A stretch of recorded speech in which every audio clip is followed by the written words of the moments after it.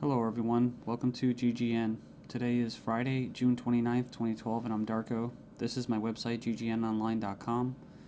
There's a poll up there, you can check on it and vote how long until a drone kills the first American on American soil. So far, the majority are saying within the next year, followed by the next 2 years. You can follow GGN with your email address, also on YouTube, ddarko2012 and ddarko2013.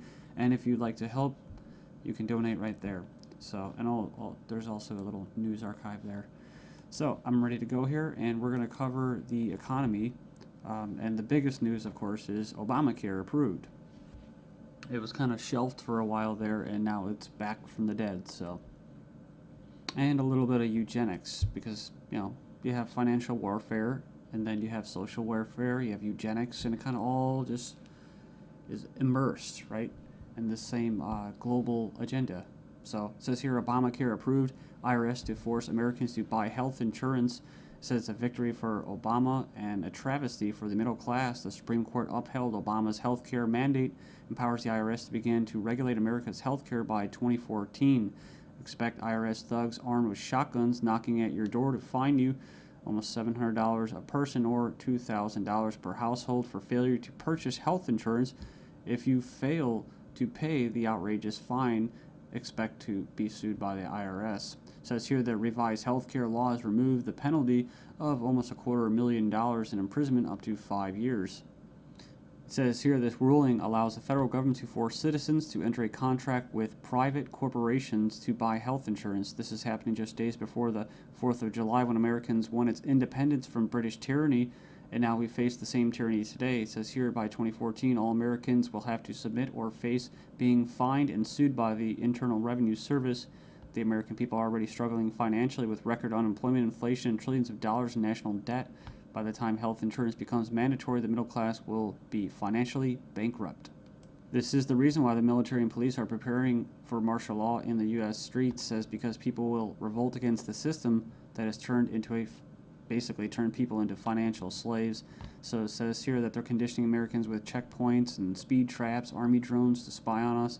We're going to cover all this, rolling out the tanks and putting military goons on residential streets to prepare us for what is to come in the future. It says here the Bilderberg Group discussed in Spain about wanting to level America into a third world impoverished nation where we're all poor under world government dictatorship. It says here soon the Americans' standard of living will drop significantly, and it won't just be the standard of living, it will be their age of death, right? Their basically the average lifespan. It says here services will be cut. We're going to get into that too, death pathway and stuff like that. Taxes will be increased until we become so poor that we are unable to fight, and resistance will be futile. As Americans issue split decision on healthcare ruling, nearly 2/3 believe politics played too great a role. So it says Americans are sharply divided over Thursday's Supreme Court decision on the 2010 healthcare law, with 46% agreeing and 46% disagreeing with the High Court's ruling that the law is constitutional. Then you have from the Daily Bail, Obamacare complicated. Check out the flow chart. And yeah, there's our buddy, the IRS, right there. But it's just a god-awful mess. And you have Secretary of Health and Human Services in the middle. All these different vested interests, all these different bureaucracies. And the biggest invested interest that helped write the bill was the insurance companies. And they're the ones that are going to basically, how could you say, not profit. Well, they will profit, but they're going to get the best advantage from this, right?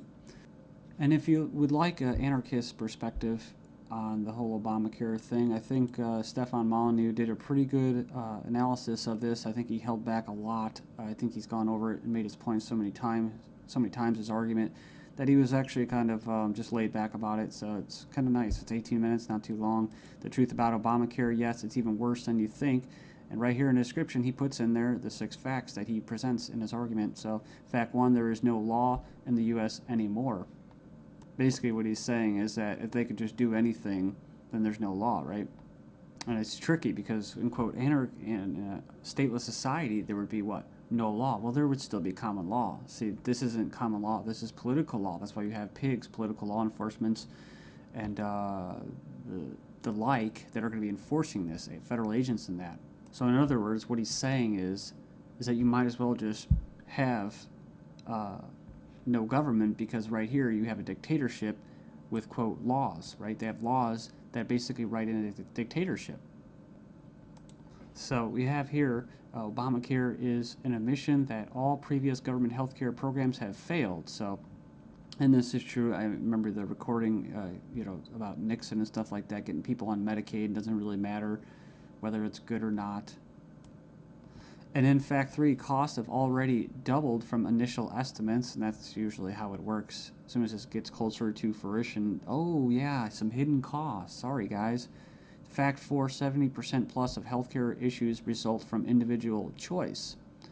So the thing about it, he's talking about smoking, drinking, eating basically a lot of bad food and stuff like that. You can actually help. But a lot of these people that are going to, quote, benefit from this are not going to be doing anything to help their own health, right? So it says here the inability to discriminate on pre-existing conditions is an essential driver of healthcare cost. So I think what he's saying there is it's not very free market. It says here that the fines for non-compliance are destined to rise enormously. We have 15 reasons why the Obamacare decision is a mind-blowing disaster for America. It was actually, it says here it was voted 5-4 decision to uphold the vote. And it says here, the bill, it says here the swing vote was Chief Justice John Roberts, who was appointed by George Bush, W. Bush. And not that you'd have any confidence in the judicial system as it stands, just based off past history and their track record. It says here, after the vote today, it is hard to have any faith in the U.S. Supreme Court. I guess they're saying because he was quote conservative. According to the Supreme Court, the federal government has the power to force you to buy private goods and services. And it goes on and says here that it's another step away from individual liberty, another step towards a nanny state. I hate that word. But it says here IRS is now going to be given the task of hunting down and penalizing Americans. And it says here, in fact, the Obama administration has given the IRS $500 million extra outside the normal appropriation process to help them enforce the provisions of Obamacare they're in charge of overseeing. It imposes more than 20 new taxes on the American people. And you can click the link there. If you click the title of this article, you can find it and check it out. So it says here, number 5, an attempt to control costs and promote efficiency. Obamacare limits the treatment options that doctors and patients can consider. In other words, the death pathway, right? The British system, this is likely to result in a decrease in life expectancy. That's what I was talking about in the United States in the beginning of this video. So yeah, it's going to send health insurance premiums soaring, especially for younger Americans. And, it's going to crush small businesses, as they say. And number 9, Obamacare is going to make the emerging doctor shortage in America a lot worse. So hundreds of thousands of doctors are leaving the medical profession because of this. It says here it's already forced the cancellation of dozens of doctor-owned hospitals. And it says here that the following is one example from the Alliance Defense Fund. It's an insidious little provision. It says here, did you know that this bill, you'll have to pay for life-saving drugs, but life drugs are free. So 100% free. If this plan were really about health care, it wouldn't be about, it would be the other way around. So yeah, it's like robbing from the future to pay for the living. So and it just turns into a god-awful mess. It's not even just politics, it's generational. 13 reasons why the revolution might start with Obamacare. Go in there and check that out. I'll just name a few and you can hopefully go in there and check it out. It says here that's a direct tax which is unconstitutional under Article 1, Section 9. And you can go in there and read that. It says here it violates states' rights since federal government does not have the constitutional authority to take over healthcare as stated in the 10th Amendment outlined in the Bill of Rights. This mandate is involuntary servitude or slavery to big banks and insurance industries, neither slavery nor involuntary servitude except as punishment for a crime whereof the party shall be duly convicted. Basically, the 13th Amendment. So yeah, that's the federal government's 4th of July Independence Day present to Americans. It's pretty crazy. I mean, you think the timing of this was just happenstance? I bet it isn't. Let's just show you. Just give you a big middle finger right in front of your face. Stagnating life expectancies in the United States. Poor U.S. citizens live 5 years less than the affluent, but they don't talk, what about the middle class, right? So despite modest gains in lifespan over the past century, the United States still trails many of the world countries when it comes to life expectancy. We remember this article, top doctors chilling claim the NHS kills off 130,000 elderly patients every year.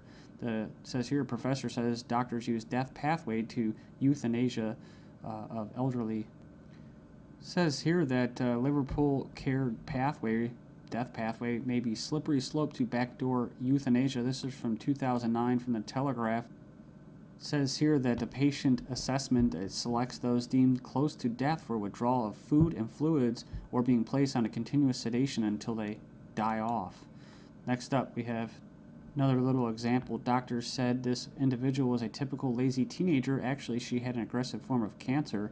So it goes on here. It says that she was finally diagnosed after she had an MRI scan following a fall. So basically, she was left undiagnosed for 6 months after doctors mistook her symptoms for typical teenager laziness. So as cancer rates soar due to the eugenics and that, I see these articles. European meeting to be held to raise awareness of the eugenic current of European society held in Strasbourg, France. It's hosted by the Parliamentary Assembly of the Council of Europe, or PACE, this week to address